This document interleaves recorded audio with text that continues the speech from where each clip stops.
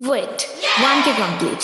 ওফ, এটা তো কবেই হয়ে গেছে। এখন তো আমার 1K প্লাস ফ্যামিলি। তো ভাবলাম একটু সেলিব্রেট করা যাক। তবে আমি তো কিছুই প্ল্যান করি নাই।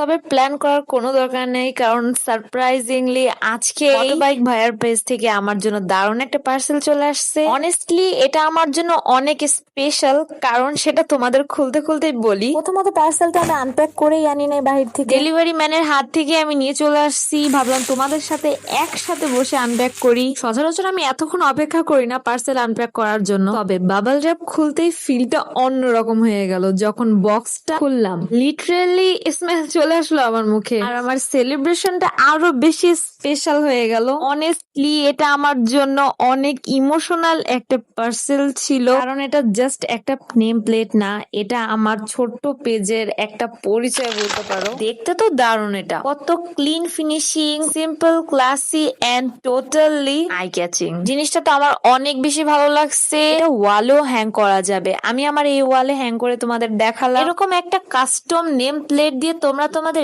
স্পেশাল ডে আরো বেশি মেমোরেবল করতে পারো। একদম পারফেক্ট গিফট আইডিয়াও এটা। আমি এই পেজটাকে ক্যাপশনে মেনশন করে দিব, তোমরা অবশ্যই গিয়ে একবার ভিজিট করে এসো। তো আজকের জন্য আল্লাহ হাফেজ।